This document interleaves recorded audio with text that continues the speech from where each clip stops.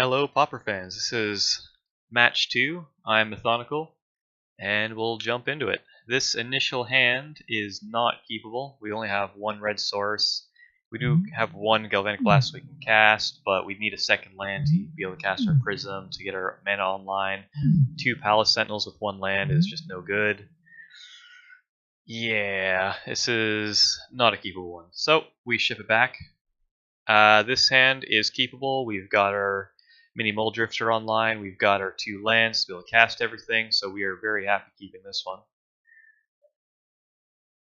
The card on top, I didn't get to see it, but that's fine. We started on our tapped land. That's a pretty obvious play. We want to be able to play our Prophetic Prism next turn. But we are facing Burn. Things are... the track record against Burn game 1 is not very good. We basically have to hope to get Radiant Fountains online and start bouncing them with Core Skyfishers. Thankfully, we do have that option available to us currently. Here, I was debating between the Radiant Fountain and the Prophetic Prism bounce, but I decided we really want to get more of our mana online, so we can't truly afford to bounce the Radiant Fountain just yet. But that may be an incorrect play, and the next one we do bounce the Radiant Fountain. We are trying to draw enough cards because we do want to put enough pressure on our opponent that we can win quickly. We don't have any way of staying really long in this game, but our opponent does seem to have a pretty good hand, being able to Searing Blaze with a Needle Drop. We are able to cast our Battle Screech and flash it back, so now we have a ton of pressure on our opponent, but they have a pretty great hand, continuing to Searing Blaze our biggest threats and burn us. We do draw additional life gain with the Windscarred Crag, and we are cracking in, but it's looking real dicey. They have 3 cards in hand, and we're slowly losing life to the Curse of the Pierced Heart. But we do get our Palace Sentinel online. We're hoping that the extra card draw might be enough to get us there. 2 Lightning Bolts in hand basically means we have them dead next turn. So we're just kind of hoping that they can't do 9 damage this turn. Seems unlikely, but we'll see what happens.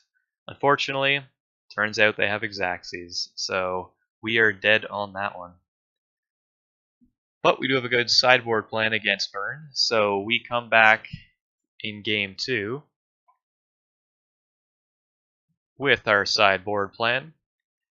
We take out a lot of our Battle Screeches because in case they bring in their Electricity, we don't want to get hit by that. We do bring in the Lone Missionaries, Circle Protection Red, the Prismatic Strands. Those are all amazing cards here.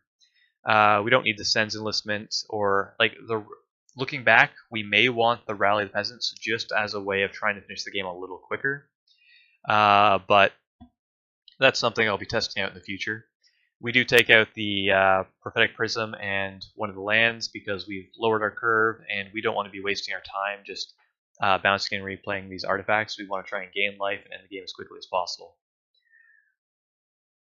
So we get in here, we take a look at our opening hand. It's not great. We only have the Windscarred Crag as our life gain, but we do have a Skyfisher to get 2 triggers out of that. And we don't really have anything to combo with the Glint Hawk, but that's fine. It's a keepable hand. So no point in shipping that one back. We do want to start on our life gain, and we also have a Boros Garrison, of course, to bounce the Windscarred Crag as well, so we do get multiple uses out of that 1 gain land. And we will take every advantage that we can to do that. It turns out they do have a Smash the Smithereens, which will get rid of our clue. It's a little unfortunate, but it's not the end of the world. Since we have the Prophetic Prism, we're going to use the Glint Hawk to bounce it back. We want to try not to leave artifacts on the battlefield if possible. We do play the Great Furnace here because we do want to play enough things at once, which means we do have an artifact. It is another target for another smash if they have it, but we can't really afford to try and go too slow here. Right now, we're able to put a ton of pressure on our opponent, and we are looking to win next turn. So we want to try and gain as much life as possible to survive until next turn. We bounce the Windscarred Crag to replay it for the next turn, and luckily for us, they don't have enough to kill us right away. So Unfortunately, here we don't have enough artifacts on the battlefield to Galvanic Blast them, so instead we just hold up the Prismatic Strands. We assume that since they only have one card in hand and a Rift Bolt, that they can't win here, and as soon as we Prismatic Strands, they do concede. So that one worked out pretty well for us. That brings us on to Game 3. And unfortunately, our opening hand is no good. We will mulligan. It's even worse for our 6, but that's just how it rolls sometimes. Here, our 5-card hand is probably as good as we had hoped for. We've got a Thraben Inspector, some gain lands, and a Bolt in case they play in a creature. We definitely are going to put the land on the bottom.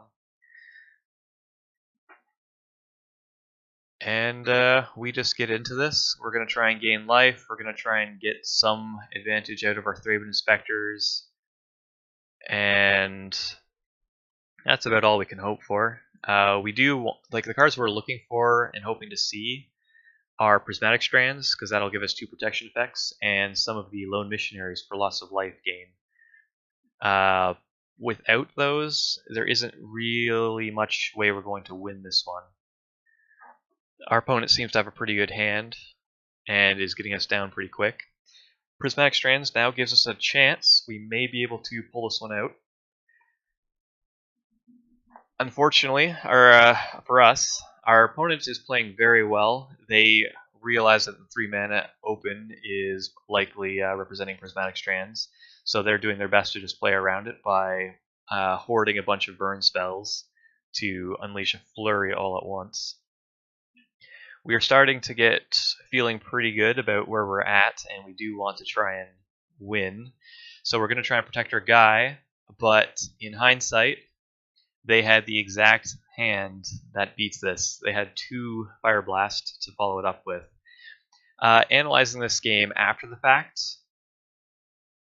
if we let the Searing Blaze resolve, putting us down to 5, we know that no 2-card combo can beat us there. So it would a slightly better option, just to guarantee that they had no way of winning right there, is to let the Searing Blaze happen.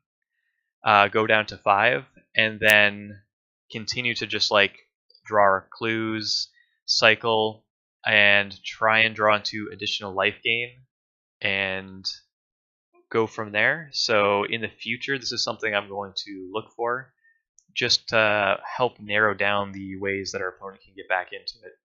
So we do lose match 2, so I hope you'll join me for match 3.